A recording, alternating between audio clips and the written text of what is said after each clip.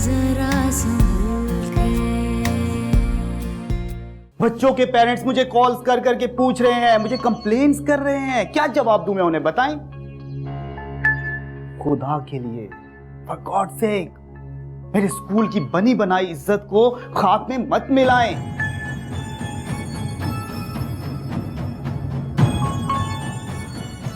ठीक करो इसे।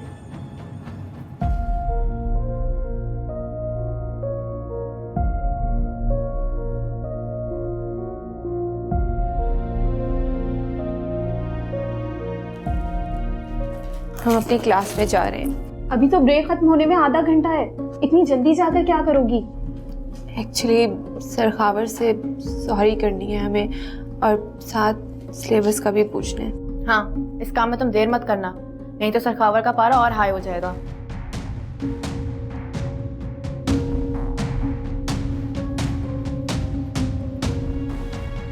हद हो गई है, हम सबके सामने तो उन्होंने इसको ह्यूमिलिएट कर दिया। इस तरह नहीं करना चाहिए। बिल्कुल नहीं करना चाहिए था, बेचारी हद हो गई है। कुछ कर ही नहीं सकते हम उनका। अब तबीयत कैसी है खालू? कोई खास बेहतरी नहीं है, बस इमरजेंसी रूम से निकाल कर आईसीयू में शिफ्ट कर दिया उन्हें। खाला का घर भेज दिया उन्हें, मुसलसल रात को जागने की वजह से कि सर में बहुत दर्द हो रहा था, ताकि वो थोड़ा रेस्ट कर लें। तो मुझे बता देती, मैं उन्हें ड्रॉप कर रहा था। आशिर, मैं तुम्हें बार बार जहमत नहीं देना चाहती। कम ऑन, इसमें जहमत की क्या बात है? और अभी थोड़ी देर में अम्मी और अदीना आ रही हैं, तो मैं तुम्हें घर ड्रॉप कर दूंगा ताकि तुम भी रेस्ट करो। मैं खुद चली जाऊंगी आशिर, तुम पहले ही पापा के लिए बहुत कुछ कर रहे हो, यही काफी है। क्या किया है मैंने? कुछ भी नहीं किया, और अगर कुछ कर रहा हूँ तो वो मेरा फर्ज है। और तुम इस तरह गैरों की तरह मुझसे क्यों बात कर रही हो? जो भी है, मेरी कजन हो।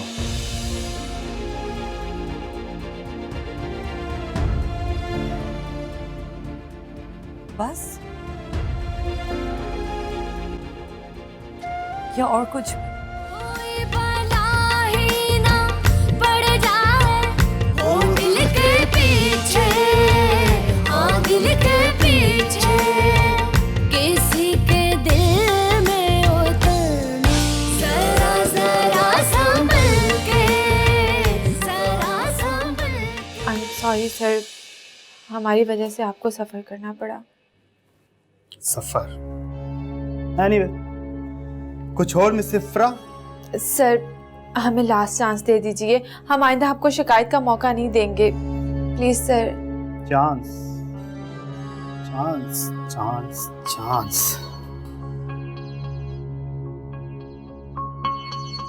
ठीक है मिसेस फ्रा, लेकिन इसके लिए एक शर्त है। इस दफा एनुअल फंक्शन की तमाम तर जिम्मेदारी आपके सुपुर्द है, और यकीन करें ये फंक्शन सिलेबस बनाने से ज्यादा मुश्किल है। अगर आप एग्री हैं तो बता दें। जी सर, हम कर लेंगे। अब हम जाएं?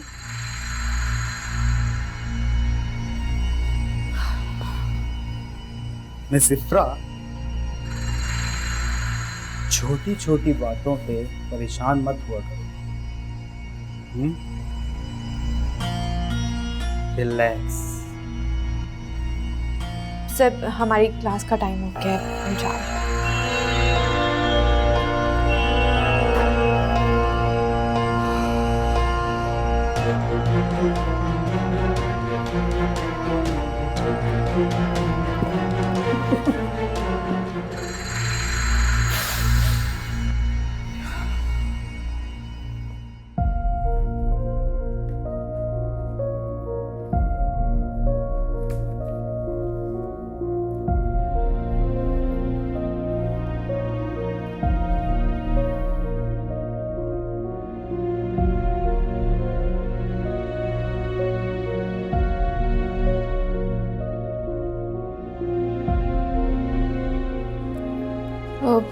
सर ने एनुअल फंक्शन की तैयारी की जिम्मेदारी हमें दे दी है।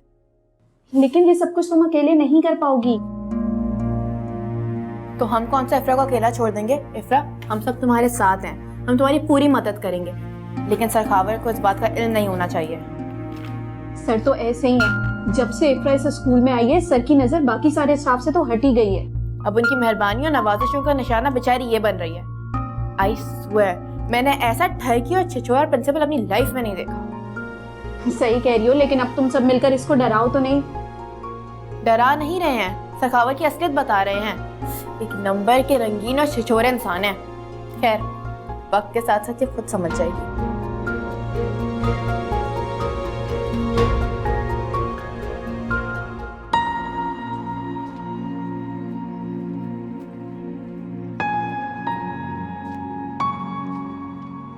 अरे आप यहाँ पे बैठे हैं? लगता है वर्कशॉप जाने का मूड नहीं है आज आपका। आशिर की वजह से वर्कशॉप क्या हर चीज से दिल उचाट सा हो गया मेरा। क्यों? ऐसा क्या हो गया? तुम्हें बताया नहीं शायद मैंने। वो वर्कशॉप छोड़कर एमके मोटर्स ज्वाइन कर रहे हैं। ओ, तो इसीलिए परेशान हैं आप? हाँ, तो वर्कशॉप के सारे काम उसी ने तो संभाले हुए थे, मुझे तो कोई फिक्र भी नहीं थी। फिर उसके कदमों की बरकत थी शायद कि मेरी वर्कशॉप के आसपास हर जगह बहुत मशहूरी हो गई। लोग अपना काम करवाने सीधा हमारे पास आते। अल्लाह पे भरोसा रखें, अल्लाह ने चाहा तो बहुत जल्द कोई नेक इंसान मिल जाएगा। नहीं, उस जैसा अच्छा मिल नहीं सकता। वो तो जिस कंपनी को भी ज्वाइन करेगा उसके कारोबार में 4 चांद लग जाएंगे। तो अगर ऐसी बात है तो फिर रोक लेना उसे, मत जाने दें। नहीं, मैं उसकी तरक्की की राह में कभी भी रुकावट नहीं बनना चाहता। और उससे भी ज्यादा मुझे डर ये है कि मेरी भांजी की शादी शायद आशिर से ना हो। वो मेरे पास से चला गया ना तो फिर कोई भी उसे पकड़ लेगा। अच्छा, तो अगर आपको इस बात की फिक्र है तो आप कहें तो मैं आलिया आपा से बात करूं? नहीं, मेरे ख्याल में अभी इसकी जरूरत नहीं। फिर इस तरह से तो आप सोच सोच के खुद को बीमार कर लेंगे। मेरा तो दिल अभी से बैठा जा रहा है। ऐसा लगता है जैसे आशिर मेरा अपना बेटा है और वो मुझे छोड़ कर कहीं जा रहा है। आशिर के जाने के बाद मेरी वर्कशॉप बहुत उदास हो जाएगी। उसका मैं इस कदर आदी हो गया हूं कि उसकी खाली कुर्सी देखी भी नहीं जाएगी मुझसे।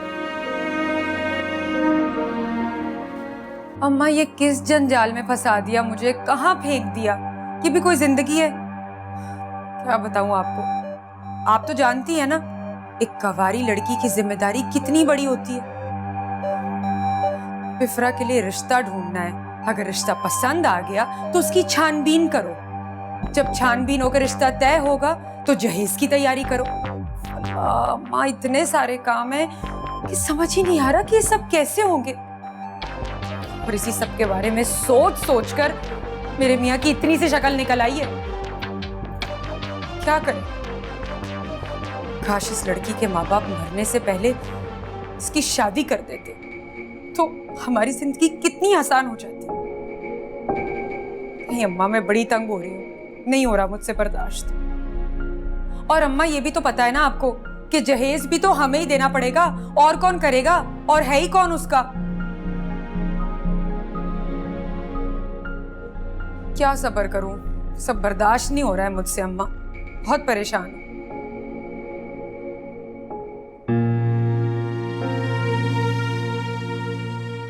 एक कवारी लड़की की जिम्मेदारी कितनी बड़ी होती है। इफ्रा के लिए रिश्ता ढूंढना है, अगर रिश्ता पसंद आ गया तो उसकी छानबीन करो, जब छानबीन होकर रिश्ता तय होगा तो जहेज की तैयारी करो। अल्लाह माँ, इतने सारे काम हैं कि समझ ही नहीं आ रहा कि ये सब कैसे होंगे। और इसी सब के बारे में सोच सोच कर मेरे मियाँ की इतनी सी शक्ल निकल आई है। क्या करें? काश इस लड़की के माँ बाप मरने से पहले इसकी शादी कर देते तो हमारी जिंदगी कितनी आसान हो जाती।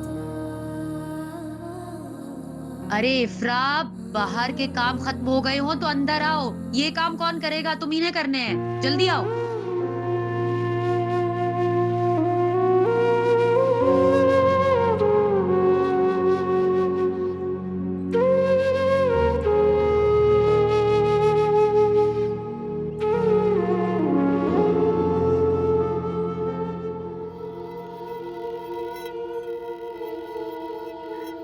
क्या देख रहे हैं ब्रो? अपने नए शिकार को। संभल के ब्रो, कहीं समामा भाभी को पता चल गया तो कहीं आँख नहीं निकाल दूं। उसे भी देख लेंगे, फिलहाल मुझे बस इसे देख।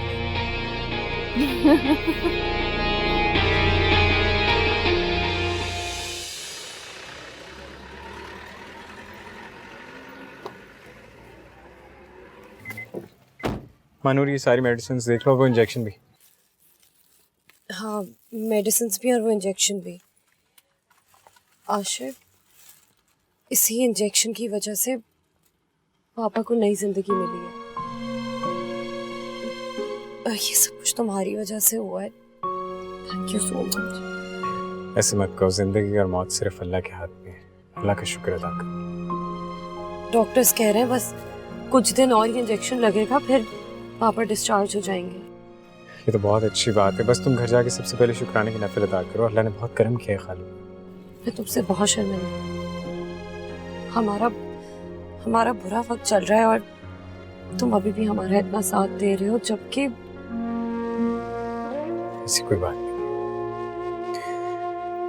अल्लाह पे भरोसा रखो, ये वक्त भी गुजर जाएगा। मुझे तुमसे कुछ बात करनी है। हाँ बोलो। नहीं, बस कुछ नहीं, बस ऐसे।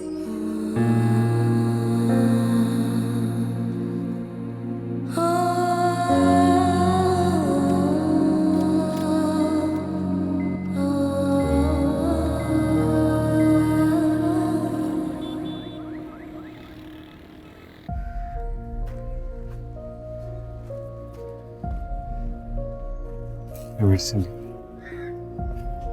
अस्सलाम वालेकुम खाला। वालेकुम।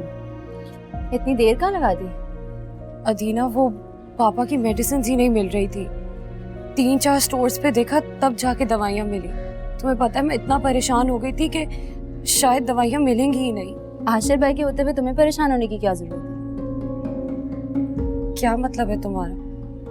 तुम्हारी सारी परेशानियां तो आशिर भाई ने अपने सर ले ली हैं।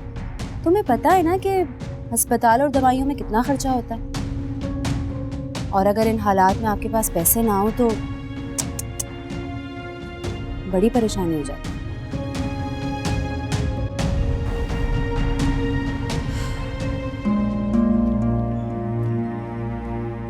क्या हो गया है तुम्हें? इस तरह की बातें कर रही हो? अपने दिल को बड़ा करो। शक्ल देखी थी उसकी, रोने जैसी हो गई। ये हॉस्पिटल और दवाओं का ताना देना जरूरी था? अरे बेटा, जब कोई मुश्किल में होता है ना, उसकी जरूर मदद करनी चाहिए। और इसकी सबसे ज्यादा हकदार अपने करीबी रिश्तेदार होते हैं।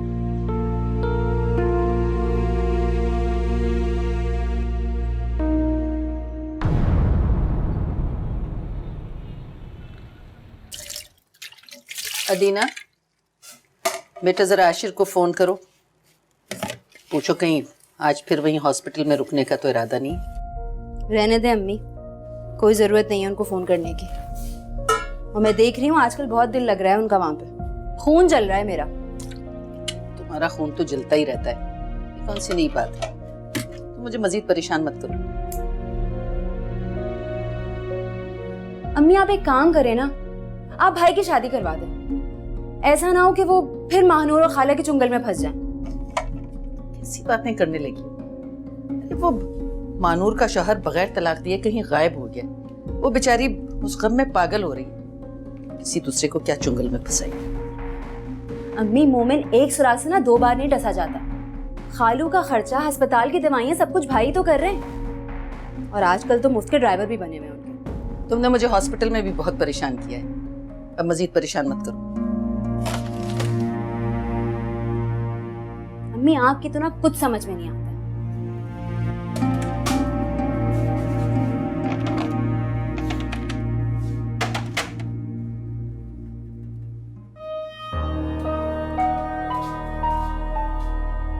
सुमी मेरी बेटी है मगर बहुत ही मतलबी है। अपने ऐशो आराम में मुझे ही भूल गई। सही कहते हैं, कयामत की निशानियां ये सब। खर्चा भी नहीं है मेरे पास कुछ।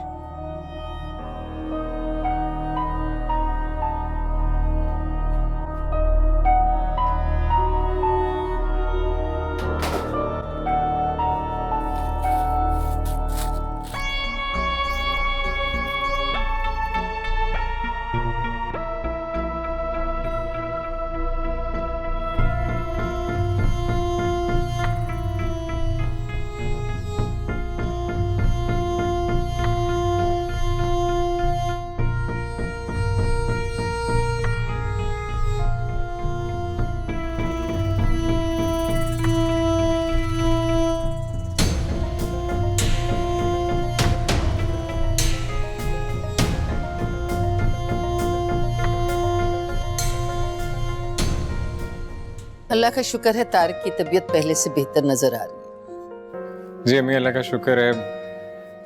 डॉक्टर्स ने कहा कि 4 दिन बाद खालू को फिर लेकर आना चेकअप के लिए। बस अल्लाह खैर। हाँ तो ठीक है, तुम उनको अपनी गाड़ी पे ले जाना और वापस यहाँ छोड़ भी देना। जी जी। अब मैं देख कर आती नहीं मानो, तुम बैठ, मैं देखता हूँ। तुम परेशान मत हो। शुक्र है तुम्हारे अब्बू अब कुछ बेहतर है।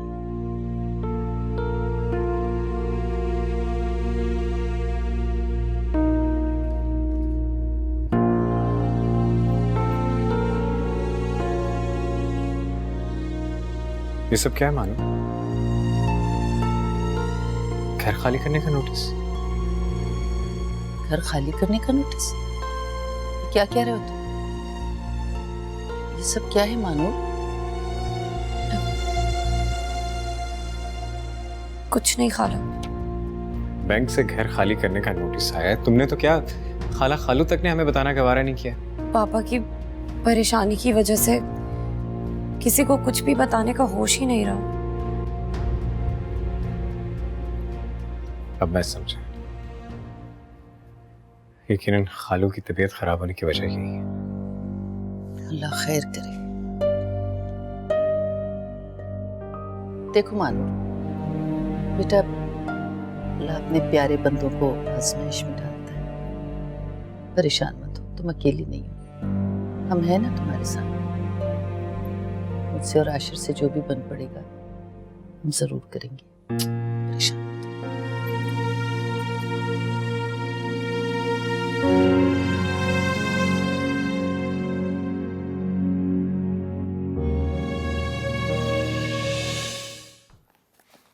इफ्रा, भाभी हमें आज स्कूल से देर हो गई है, हम जा रहे हैं। आज एनुअल फंक्शन की तैयारी भी शुरू करवानी है। स्कूल फंक्शन की तैयारी करवाने जा रही हो, वो भी इस होलिये में? क्या हो गया तुम्हें? मुझे तो तुम इंग्लिश मीडियम स्कूल की टीचर से ज्यादा काम वाली मासी लग रही हो। थोड़ी सी लिपस्टिक लगा लो, अच्छे से बाल बना लो, अच्छी लगोगी। नहीं भाभी, हम ऐसे ही ठीक हैं और हम नहीं चाहते कि हम बन ठन के बाहर जाएं और लोग देखें और हमारे किरदार पे उंगली उठाएं। और वैसे भी हमारी सोसाइटी में जॉब करने वाली लड़कियों को कहाँ अच्छा समझा जाता है। पता नहीं, मैं तो ये नहीं मानती। भाई बात तो सारी लड़की के किरदार की है। अगर तुम खुद ठीक हो तो कोई तुम्हारा कुछ नहीं बिगाड़ सकता। अच्छा भाभी, हमें देर हो रही है, इस पर फिर बात होगी।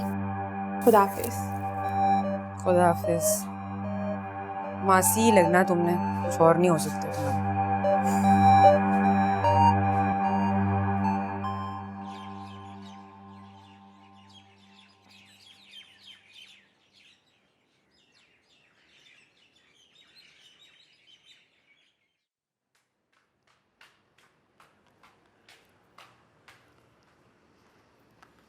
मिस इफ्रा, कहां थे आप?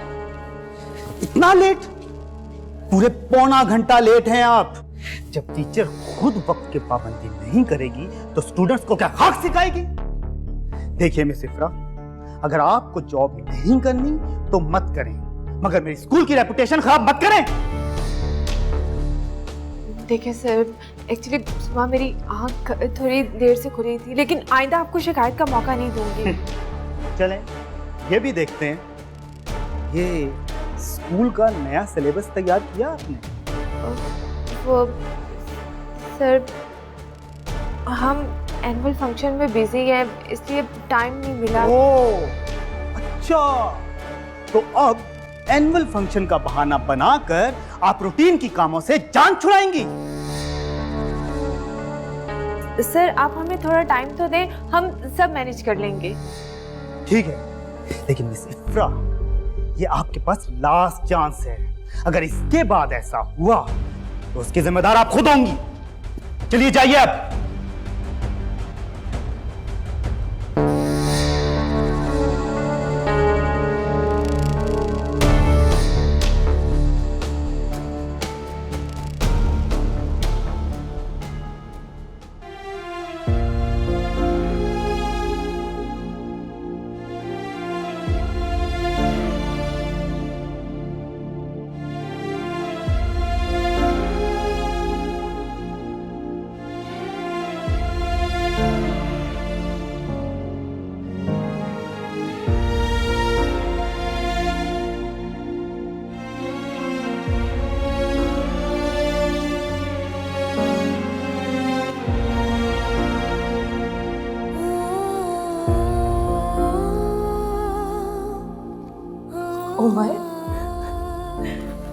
Oh my God, diamonds, मेरे फेवरेट।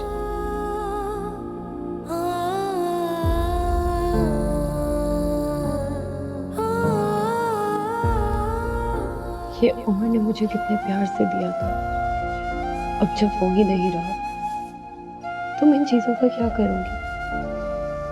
पापा को इस वक्त पैसों की जरूरत है, इनको बेचकर जो रकम मिलेगी वो मैं बाबा को दे दूंगी। शायद इनसे ही इनकी कुछ मदद हो जाए।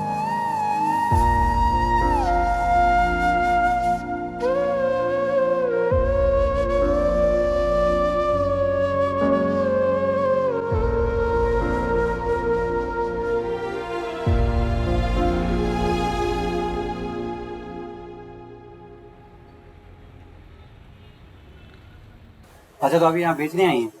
जी।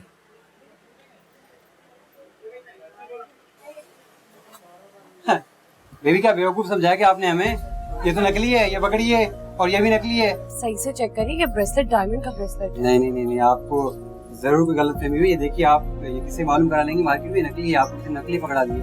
ये तो यहाँ नहीं चलेगी बीबी, आप किसी और शॉप पे जाइए। ये पकड़ी है सब नकली, आप यहाँ आ जाते हैं ऐसे। पकड़िए, हमारा टाइम जाया कर दिया आपने तो।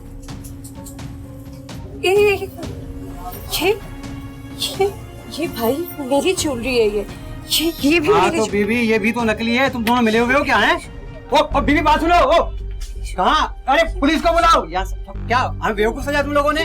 भाई बेबी मैं जाने नहीं दूंगा। तुम जैसी बहुत सी लड़कियां यहाँ आती हैं, हमें बेवकूफ बना के चली जाती हैं। अरे पुलिस को बुलाओ, अरबाज जुलाल, पुलिस को बुलाओ जल्दी से। इधर बैठो बीबी, बेटा इधर से आ जाओ, पकड़ो इधर से। हाँ पकड़े गए ना बीबी, कहाँ जाओगी तुम?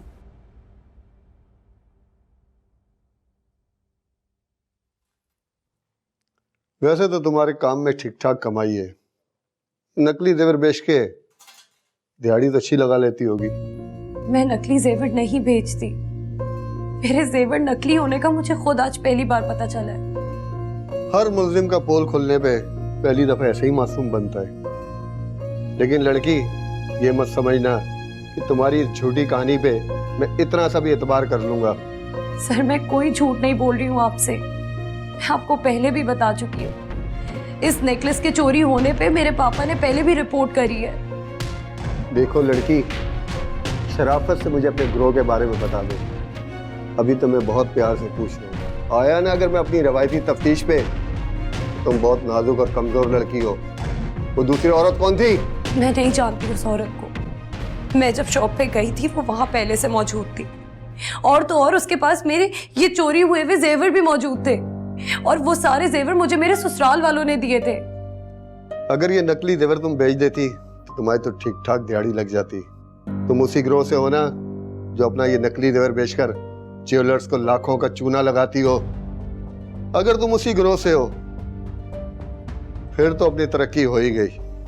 सर मैं आपसे रिक्वेस्ट करती हूँ, प्लीज मुझे मेरा फोन दे दें।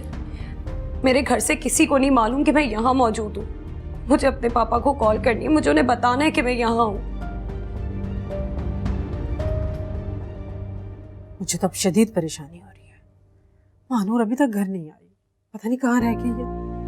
वैसे गई कहाँ? जब जा रही थी मैंने पूछा था लेकिन बताया ही नहीं। लेकिन उसके तेवर मुझे अजीब से लग रहे थे। कम से कम मुझे तो बता देती। मैंने इसलिए नहीं बताया कि थोड़ी देर में आ जाएगी वापस। और मैंने अब फोन किया तो उसका फोन ऑफ है। अल्लाह खैर करे। बेवकूफ औरत, कम से कम मुझे तो बताया होता। खुदा न करे किसी मुसीबत में न पड़ गई हो। पहले ही हम ये इतना सब कुछ भुगत रहे हैं। उमर की वजह से मारूफ पहले बहुत परेशान थी। खुदाया कुछ उल्टा सीधा कर लिया होगा तो क्या करेंगे हम? मेरे बच्चे। हेलो जी, आप कौन? क्या? किसका फोन है? अरे मैं यहाँ बात करूँ या तुमसे? हेलो जी जी जी, मैं बोल रहा हूँ। नहीं देखिए, मेरी बेटी ऐसा नहीं कर सकती। आपको यकीनन कोई गलत फहमी हुई है। अच्छा ठीक है, मैं खुद वहीं पहुंचता हूँ अभी थोड़ी देर में। जी जी। कौन से जेवरात? नहीं, आपको यकीनन कोई गलत फहमी हुई है। मेरी बेटी ऐसी नहीं है। मैं खुद आ रहा हूँ। किसका फोन था? क्या कह रहा था? बताए ना मुझे। मेरी मानूर कहाँ है? क्या कह रहा था मानूर के बारे में? मानूर थाने में है, मुझे भी वहीं जाना होगा। तारिक, आप ठीक तो है ना? मुझे आपकी तबीयत ठीक नहीं लग रही। हाँ बैठे यहाँ, इधर सीधे होकर बैठ जाइए, सीधे होकर बैठ जाइए इधर। मैं वो उसको फोन करती हूँ, हाशिर को, उसको बुलाती हूँ। आपने नहीं जाना, मुझे फोन दे अपना। किधर है फोन आपका? निकालो। आप ठीक है ना? आप ठीक है ना? सच कह रहे हैं ना? हेलो हाशिर बेटा, जल्दी से हमारे घर आ जाओ बेटा। जी जी, मैं बस आ रहा हूँ, मैं पहुंच रहा हूँ। अम्मी, मेरी गाड़ी की चाबी देखी आपने? ये रखी। कहीं जा रहे हो? यहाँ पड़ी, मैं कमरे में ढूंढ रहा। कहाँ जा रहे हो? अम्मी, मैं खालू के साथ पुलिस स्टेशन जा रहा हूँ। Police station? खैरियत तो है भाई? ये पुलिस स्टेशन से मुझे बहुत डर लगता है। मनूर को पुलिस अपने साथ ले गई है। खालू बहुत परेशान है, इसलिए मैं उनके साथ जा रहा हूँ। खैर, मगर क्यों? कितनी परेशान होगी राफिया और तारिक। या मेरे खुदा, ये बैठे बैठे क्या हो गया? एक नई आजमाइश उनके लिए। अच्छा नहीं, खालू मैंने इंतजार किया। ठहरो ठहरो, एक मिनट ठहरो, मैं आती हूँ।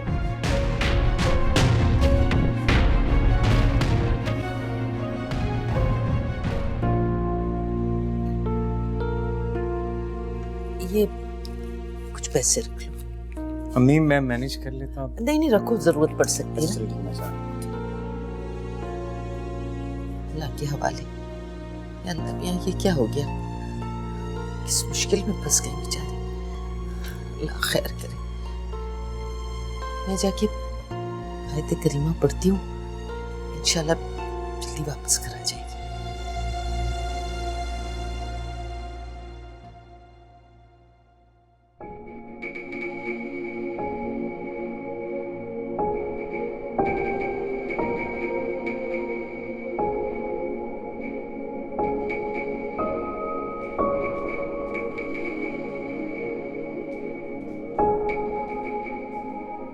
वाह भाई वाह, जॉब करने वालों के वैसे बड़े मजे होते हैं। क्या मतलब भाभी? मतलब तो साफ जाहिर है, जब से तुमने स्कूल में पढ़ाना शुरू किया है तुम घर के किसी काम को हाथ तक नहीं लगाती। पहले तो वैसे तुम्हें ये नौकरी करने से बड़ी नफरत थी, खिलाफ थी तुम इसके, लेकिन लगता है अब तुम्हें खुद भी अच्छा लगने लगा है। तभी तो जब स्कूल से वापस आती हो तो स्कूल को साथ ही ले आती हो, ताकि कोई काम ना करना पड़े, है ना? नहीं भाभी, ऐसी कोई बात नहीं है, आप गलत समझ रही हैं। वो दरअसल स्कूल में फंक्शन की वजह से हमें टाइम ही नहीं मिलता कि बच्चों के पेपर चेक कर सकें हम, इसलिए हमने सोचा कि घर ही ले जाते हैं, आराम से सुकून से हम चेक कर लेंगे। हाँ तुम सही कह रही हो। वैसे भी स्कूल में बच्चों को पढ़ाना एक मुश्किल काम है ना? जी थोड़ा सा तो मुश्किल है। इफ्रा, मेरी तबीयत तो बड़ी ख़राब हो रही है। सारी रात सर में दर्द होता रहा है और उसके साथ साथ चक्कर भी आ रहे हैं। किचन में जाकर देखती हूँ तो इतना सारा काम पड़ा हुआ है, समझ नहीं आ रही कि कैसे किचन को समेटूं। फुरकान भी आने वाले हैं, वो आएंगे तो उनको खाना भी चाहिए होगा। अब समझ नहीं आ रहा कैसे खाना बनाऊं, ये तो बिल्कुल हालत नहीं हो रही। भाभी आप रेस्ट करिए, हम खाना बना देंगे। सिर्फ खाना बनाना तो नहीं है ना गुड़िया, घर के इतने सारे काम भी तो पड़े हैं। भाभी हम सारे काम कर देंगे। ठीक है, मैं थोड़ा आराम कर लेती हूँ, फिर फुरकान भी आते होंगे।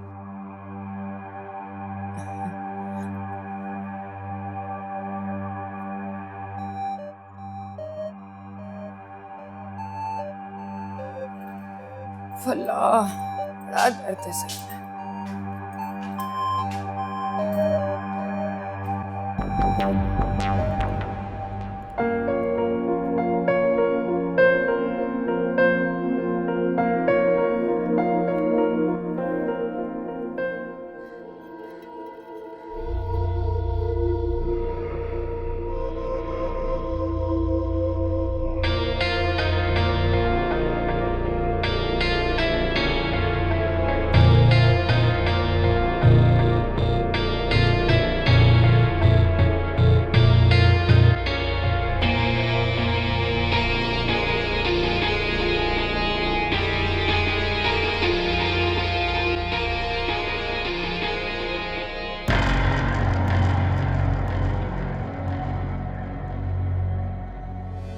हाय, मैं लुट गई, मैं बर्बाद हो गई। मेरी मत मारी गई थी जो मैंने उठाकर इस समामा को उनको दे दिया। सारा जेवर ही नकली निकला।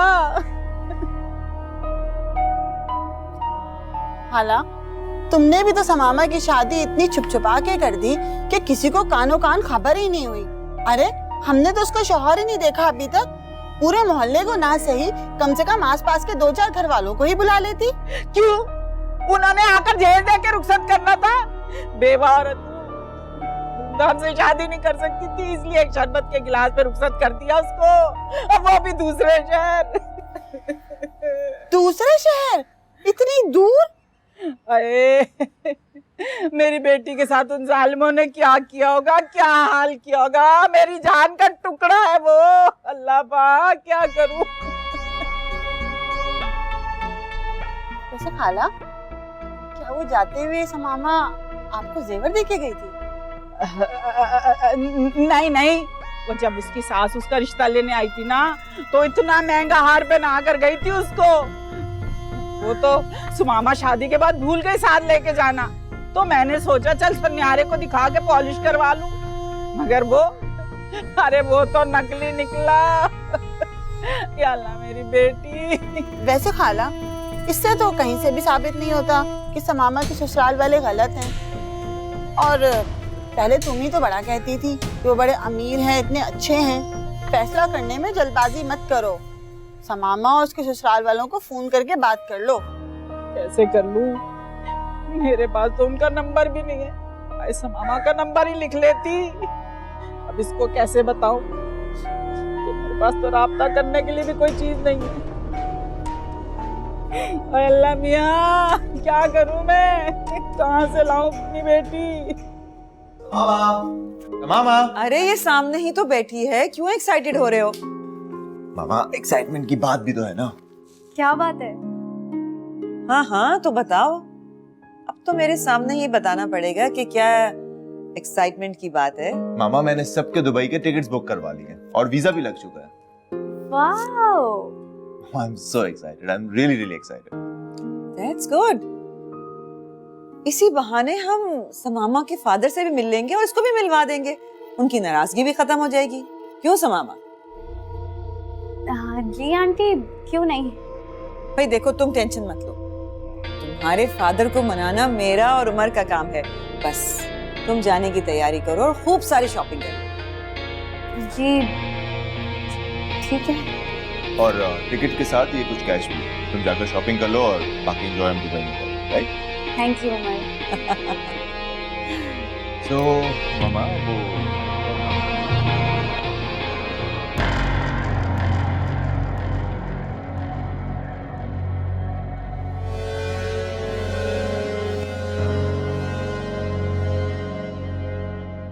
इंस्पेक्टर साहब, आपको यकीनन बहुत बड़ी गलतफहमी हुई है।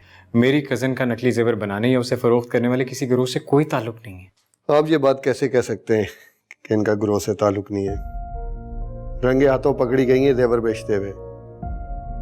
सराफा बाजार के जितने भी सुनार है ना, सबको इन ठगों ने लूटा है। ये तो नकली जेवर भी इतने तरीके से बनाते हैं ना कि आम आदमी तो क्या, सुनार भी धोखा खा जाता है। आपकी कजन हीरो का कीमती हार लेके आई थी। अगर वो ये बेच देती ना तो लाखों मालियत का था। और आप कह रहे हैं कि इसका गिरोह से कोई ताल्लुक नहीं है? सर, जिस हार की आप बात कर रहे हैं उसकी एफआईआर ऑलरेडी दर्ज हो चुकी है। इनके वालिद साहब ने करवाई थी। मैं किसी एफआईआर को नहीं मानता। मुल्जिमा बहुत शातिर और चालाक है। इसने खुद ही एफआईआर पहले कटवा दी होगी ताकि पकड़ी जाए, किसी को शक भी ना जाए। इंस्पेक्टर साहब, मेरा यकीन करें, मैं कसम खा के कहता हूँ मेरी कजन बेकसूर है। उस बेचारी को तो खुद नहीं पता था कि वो सारा जेवर जो उसके पास है वो नकली है। मैं तो ये सोचकर जेवर बेचने के लिए गई थी कि उससे जो पैसे मिलेंगे पापा कोई नया कारोबार शुरू कर सकेंगे। मुझे क्या मालूम था कि उमर और उसकी मोहब्बत की तरह उसके दिए हुए तोहफे भी नकली होंगे। वरना मैं किसी भी चीज को अपने पास एक मिनट के लिए भी नहीं रहने देती। आप तो जाए ना घर पे। कल मुल्जिमा को अदालत में पेश करेंगे और रिमांड लेंगे। असल तफ्तीश तो कल शुरू होगी। तफ्तीश? सर, मैंने कुछ नहीं किया है। खुदा के लिए ऐसा कुछ मत करें आप। मेरी बात का यकीन करें। ये तो तफ्तीश के बाद ही पता चलेगा। आशिक, मुझे क्यों बंद किया है यहाँ पे? क्यों बंद किया है? मैंने कुछ नहीं किया। मैंने कुछ नहीं किया। खोलो मुझे। कोई है? कोई है? निकालो मुझे यहाँ से। पापा, पापा, कुछ नहीं किया। अगर पड़ जाए इश्क का जादू, सर चढ़ जाए जरा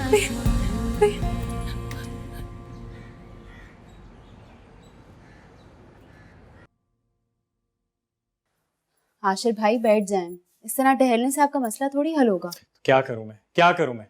मानूर वहां थाने में है, खाला खालू की हालत बुरी है और वो करप्ट ऑफिसर हमारी बात सुनने को तैयार नहीं। मैं क्या करूं, कहां जाऊं? आप एक काम करें ना, आप जावेद भाई से बात करके देखें, शायद वो किसी पुलिस ऑफिसर को जानते हो। नहीं यार, मैं उनसे ये बात नहीं कर सकता। मानूर हमारे खानदान की इज्जत है। अब हर बात तो नहीं बता सकता ना। मैं क्या सोचेंगे, क्या कहेंगे? लेकिन भाई फिर पुलिस कैसे छोड़ेगी मानूर को? आप खुद ही तो बता रहे हैं कि अदालत में वो उसके रिमांड की दरखास्त करने वाले हैं। सब बकवास है, सिर्फ हमें डराने के लिए, ताकि हम ज्यादा से ज्यादा पैसे दें।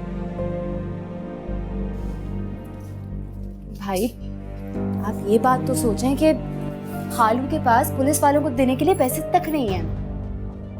और मुझे तो मानूर का सोच सोच के डर लग रहा है। उसने इस तरह कभी किसी थाने जाने का सोचा भी नहीं होगा। सोचा तो मैंने भी नहीं था कि मानूर की जिंदगी में कभी इतनी मुश्किलें आएंगी। खैर, ये जिंदगी उसने अपने लिए खुद चुनी है भाई।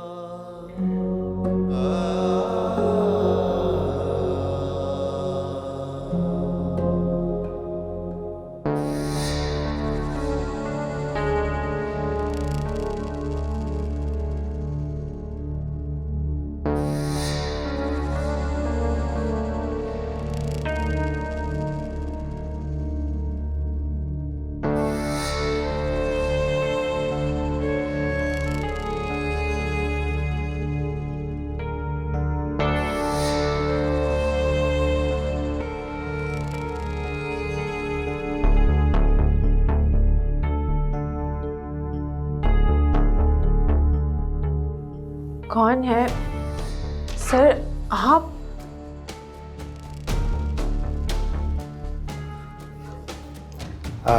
मिस इफ्रा, मुझे आपसे एनुअल फंक्शन की डेट फाइनल करवानी थी आज। सर अभी प्लीज़ रुक जाएं, हमें थोड़ा टाइम और दीजिए। हमें फंक्शन की तैयारियों के साथ साथ अपनी क्लास को भी देखना होता है। कितना टाइम? मैं ऑलरेडी आपको बहुत टाइम दे चुका हूं मिस इफ्रा।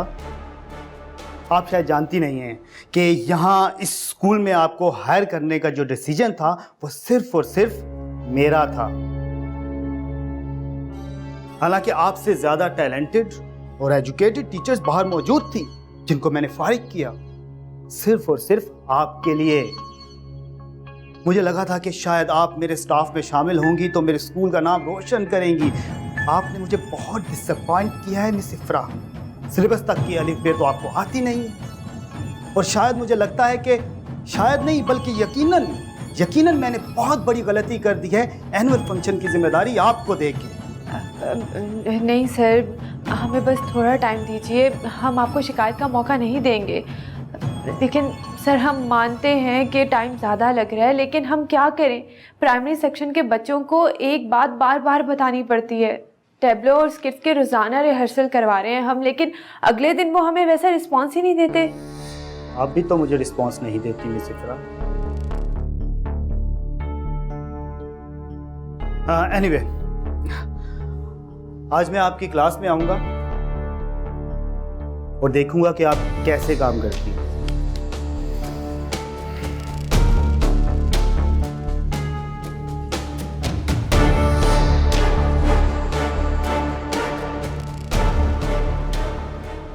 काश मैं उमर से अपने बारे में इतना बड़ा झूठ ना बोलती। उसकी फैमिली ने तो बड़े आराम से हमारी शादी को कबूल कर लिया। मैं तो ख्वामख्वाह डर रही थी, पर अब मैं उन्हें सच बताऊं भी तो कैसे। उमर और गौहर आंटी कितने बड़े दिल के हैं। मुझे दुबई ले जाकर मेरे डैड से सुलह करवाना चाह रहे हैं, उस डैड से जिसे मैंने कभी देखा ही नहीं। सख्त मुश्किल में हूँ।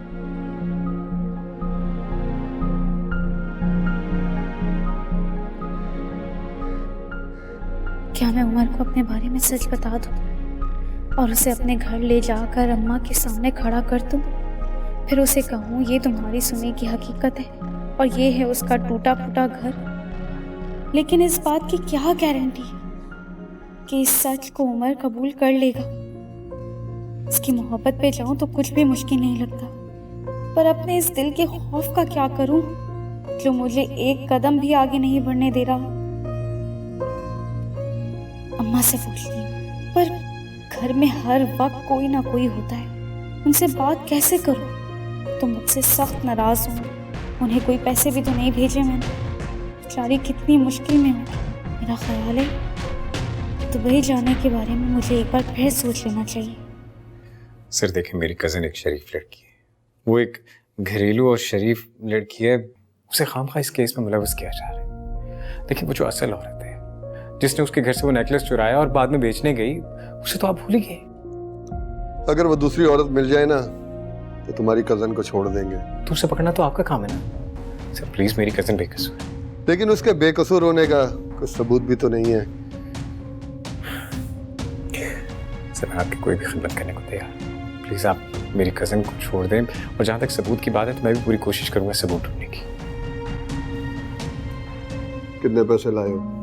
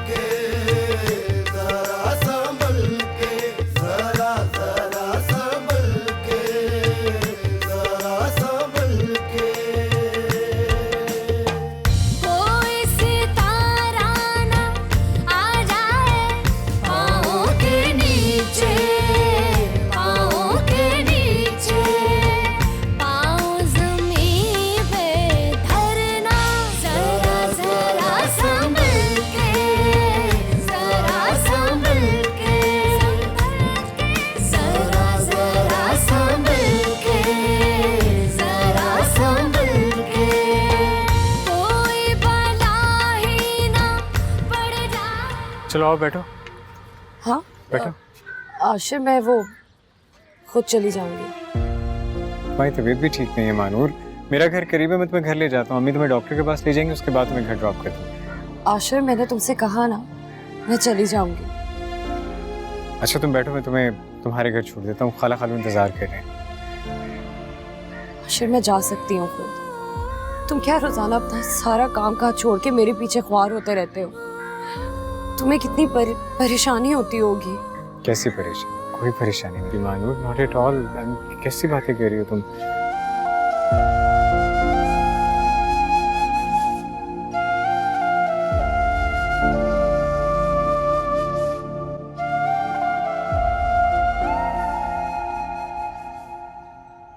कब आएगा? कब से वेट कर रही हूँ मैं। हेलो आशिर ये क्या तरीका है यार? एक तुम्हें पहले इतनी देर से तुम्हारा वेट कर रही थी और अब तुम ये कैंडी फ्लॉस में से एक ही लाए और मुझे पूछ भी नहीं रहे हो। मैडम एक्चुअली मेरी जेब में जितने पैसे थे उसमें एक ही आ सकता था, तो मैं इसलिए एक ही लेकर आया। मजे क्या? अच्छा माही, मैं तो तुमसे बहुत मोहब्बत करता हूँ। मैं जिंदगी के हर दुख सुख में तुम्हारा साथ दूंगा। हमारे पास एक रोटी भी हुई ना खाने के लिए तो हम उसे आधा करके खाएंगे। सारे डायलॉग्स थे ये तुम्हारे। कोई प्यार नहीं करते हो तुम मुझसे, और मुझे अब यहाँ बैठना भी नहीं और ये कैंडी फ्लॉस भी नहीं खाना। मैं जा रही हूँ यहाँ से।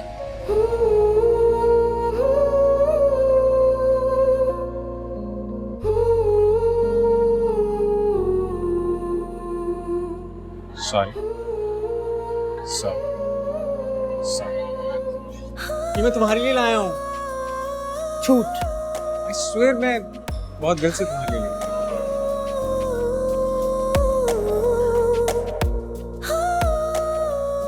आशिर हम ये जैसे कैंडी फ्लॉस शेयर कर रहे हैं ना, हम ऐसे ही अपना हर दुख भी शेयर करेंगे सारी जिंदगी।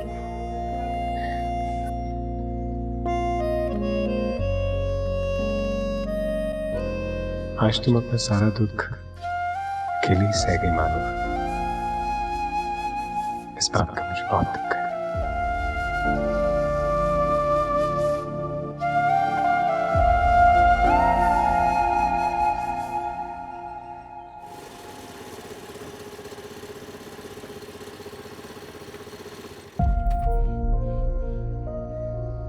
जी बाजी पैसे? भाई आप बस 5 मिनट यहाँ रुकिएगा, मैं पैसे अंदर से भिजवाती हूँ। जी जी ठीक है, ओके।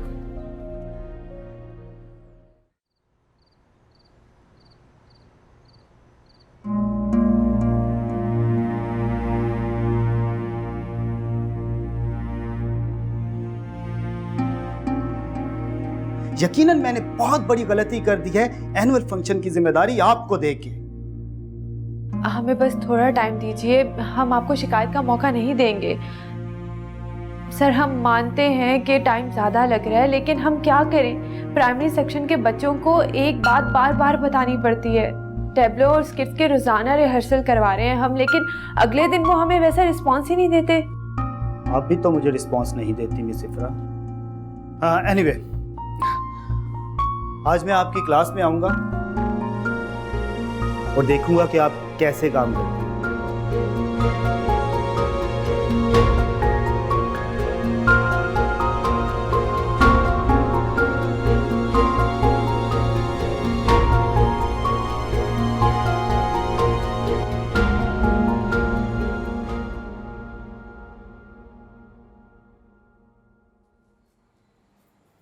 कैसी हैं आप? भाईजान हम बिल्कुल ठीक हैं। अच्छा, हो सकता है कि हमारा वहम हो। आपने ये जॉब अपनी बोरियत दूर करने के लिए की थी, लेकिन पता नहीं क्यों हम महसूस करते हैं कि आप और ज्यादा बेजार और कुछ परेशान लगती हैं। हमें लगता है आप अपनी जॉब से कुछ ज्यादा खुश नहीं। नहीं भाईजान, हम बहुत खुश हैं। वो दरअसल स्कूल में काम का बर्डन बहुत ज़्यादा है। एक क्लास से दूसरी क्लास में चक्कर लगाते लगाते थक जाते हैं, और फंक्शंस भी आ रहे हैं, तो बस उसी बारे में सोच रहे थे। भैया क्यों अपने आप को हलकान करती हैं? आप इन जॉब्स को छोड़िए अगर आप हमारी माने तो, और घर में आराम किए। नहीं भाईजान, हम ये जॉब नहीं छोड़ेंगे। वो थकन तो हमने वैसे ही बोल दिया, सब ठीक है। अब ऐसा करते हैं, हम आपके लिए चाय बना के लाते हैं, फिर हम बहुत सी बातें करेंगे बैठ के।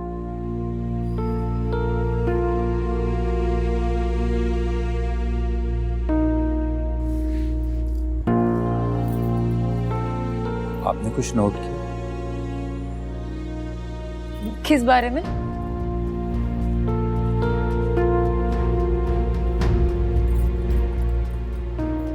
इफ्रा की बात कर रहे हैं।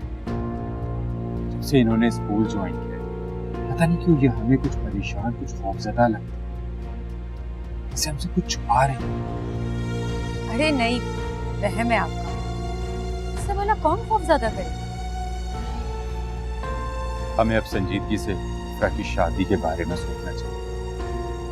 ये दिन उसके शादी करके घर बसाने के, ना कि स्कूलों में जॉब करने के। हाँ, आप सही कह रहे हैं। वैसे बुरा ना मनाएं तो एक बात कहूं, मुझे लगता है कि इफ्रा अभी शादी नहीं करना चाहती। उनके चाहने या ना चाहने से क्या होता है? हम जो आपसे कह रहे हैं, पास पड़ोस में अपने जानने वालों में रिश्ते की बात कीजिए। हम भी अपने दोस्तों में बात करेंगे, अल्लाह ताला कोई ना कोई वसीला बनाएगा। आप सही कह रहे हैं, लेकिन रिश्ता तलाश करने से पहले आप एक बार इफ्रा से जरूर पूछ लें। हो सकता है वो किसी को पसंद करती हो। कैसी बातें कर रही हैं आप? हमारी बहन ऐसी नहीं है, और वो इन पसंद वसंद के चक्करों में नहीं पड़ने वाली। हम अच्छी तरह जानते हैं अपनी बहन। फिर भी आपको उससे एक दफा पूछना जरूर चाहिए, और इसका हुक्म तो हमारा मजहब भी हमें देता है। चलिए, फिर आप ही बात करके देख लीजिए।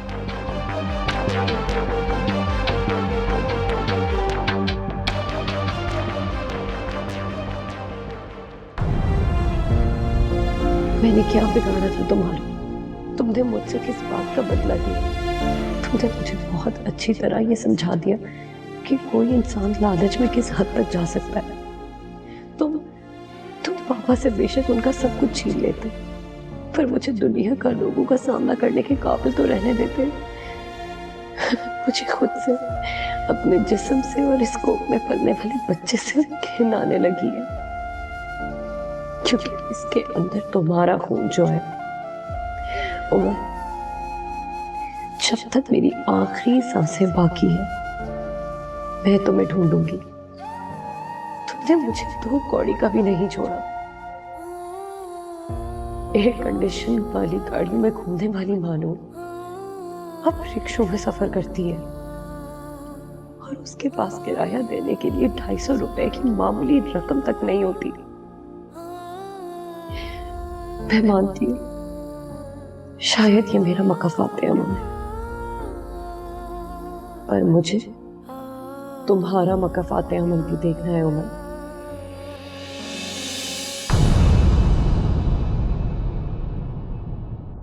जरा सुन